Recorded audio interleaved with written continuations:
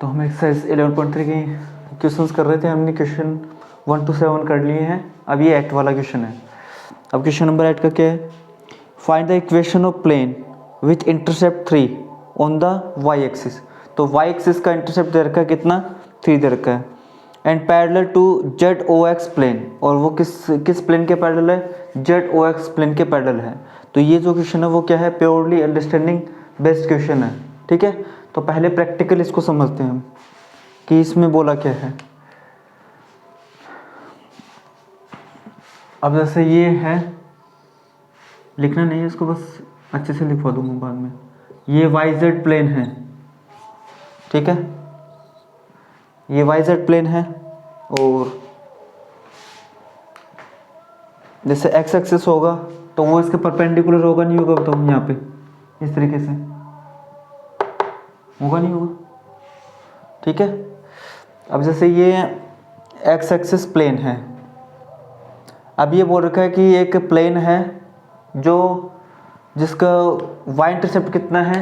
3 है। तो यहाँ पे वो पॉइंट होगा और इसके कोऑर्डिनेट क्या होंगे? 0 3 0 होंगे, नहीं होंगे?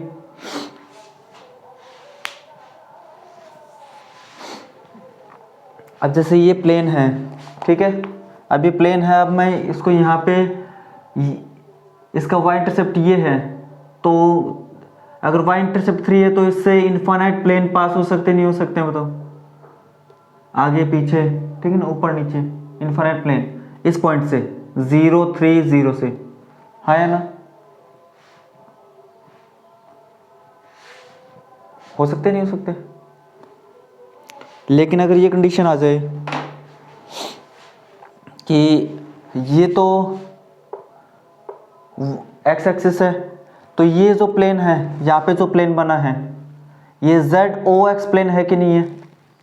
ये जो प्लेन है वो,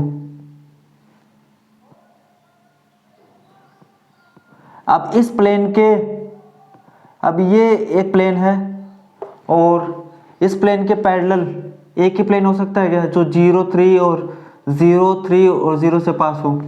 दूसरा प्लेन हो सकता है क्या कोई? हो सकता है क्या कि ऐसा हो सकता है कि वो प्लेन है ना, वो जेड एक्सिस को कट कर दे या फिर वाई एक्सिस को कट कर दे? ऐसा हो सकता है क्या? अगर इसके जेड ओ एक्स प्लेन के पैरेलल है तो वो एक ही प्लेन होगा, ये एक ही प्लेन होगा ना।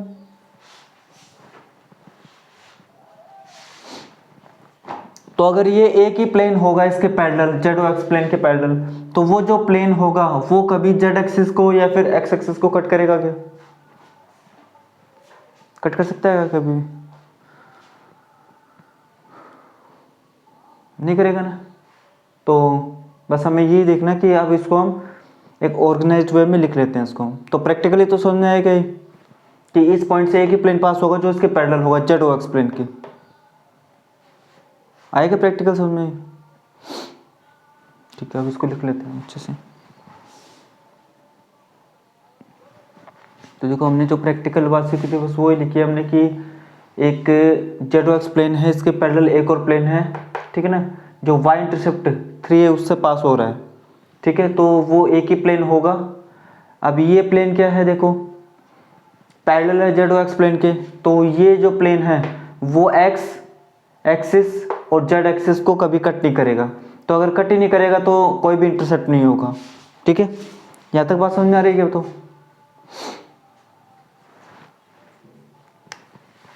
ठीक है, तो देखो, since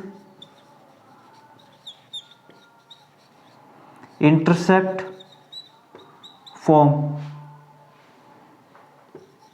is given by x by a plus y by b plus z by c is equal to 1। तो इट इम्प्लाइज x अपॉन में a की जगह हम लिख सकते हैं क्या? बताओ, नो इंटरसेप्ट।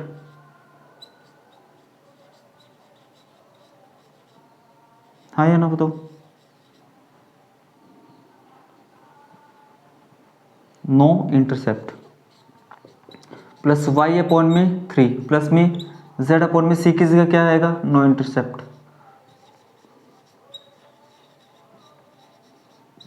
Equal to 1। तो अगर कोई इंटरसेप्ट नहीं है तो ये इनको लिखने से भी कोई फ़ायदा नहीं है, तो ये क्या आ जाएगा y अपॉन में 3 equal to 1। It implies y upon में 3 वही रिक्वायर्ड इक्वेशन ऑफ प्लेन हो जाएगी। तो बताओ ये जो क्वेश्चन वो आएगा समझ में आपको।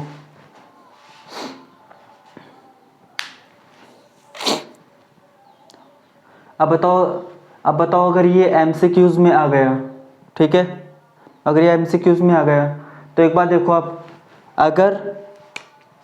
अगर मेरे पास में क्या होगा, यहाँ पे y इंटरसेप्ट दे रखा ना, अगर मेरे पास में क्या होगा x इंटरसेप्ट होगा या मेरे पास में z इंटरसेप्ट होगा, और अगर x इंटरसेप्ट होगा और वो प्लेन है ना, वो किसके पैरेलल है, ZOY के पैरेलल है, ठीक है ना, और यहाँ पे XOY के पैरेलल है। तो बताओ इक्वेशन ऑफ प्लेन क्या हो जाएगी, बताओ। x इंटरसेप्ट जैसे मेरे को 5 दे रखा है और z इंटरसेप्ट मेरे को 3 दे रखा है, ठीक है। तो बताओ प्लेन की इक्वेशन क्या होगी, इस प्लेन की equation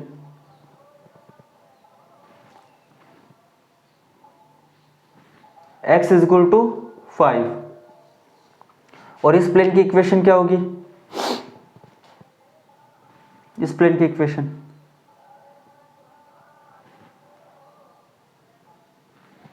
z is equal to 3, ठीक है ना। ये MCQs में काम में आएंगे। तो बताओ प्रैक्टिकल भी और वैसे भी आपको समझ में आया कि नहीं है आपको ये।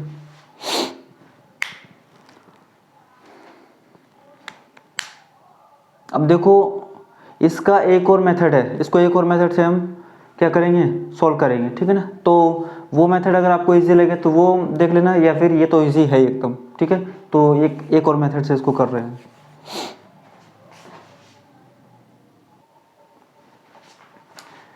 अब देखो ये सेकंड मेथड है, ठीक है।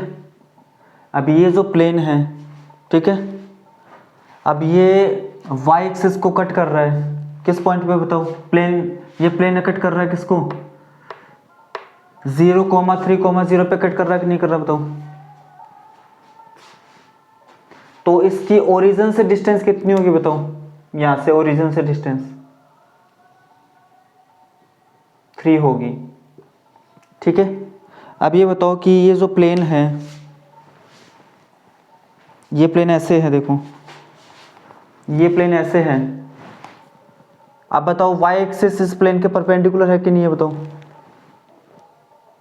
y एक्सिस इस प्लेन, ठीक है।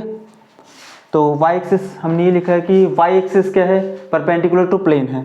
अब ये बताओ कि x एक्सिस के अलोंग यूनिट वेक्टर क्या होता है, x एक्सिस के अलोंग, y एक्सिस के along j cap, z axis के अलोंग k कैप। तो बताओ अगर ये y एक्सिस के along j cap unit vector है, तो बताओ यूनिट जो j कैप होगा वो प्लेन के भी परपेंडिकुलर होगा नहीं होगा, फिर तो हाँ या ना।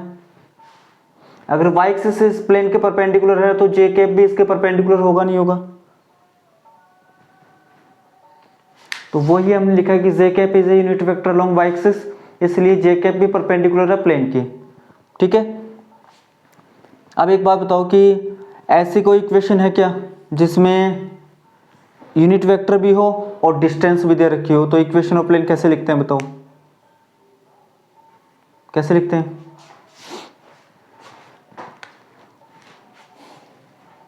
कैसे लिखते हैं, बताओ। r vector dot n cap is equal to d, ऐसे लिखते नहीं लिखते, बताओ।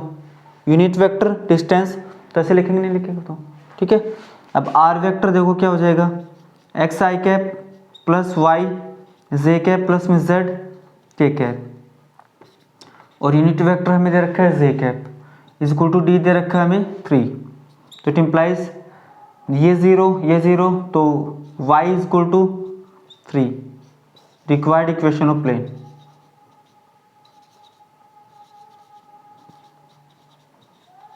तो आपको दोनों मेथड में से जो भी मेथड यूज रखे आप उससे करके आ सकते हो एग्जाम में। तो सेकंड मेथड भी आपको समझ में आया क्या? ठीक है।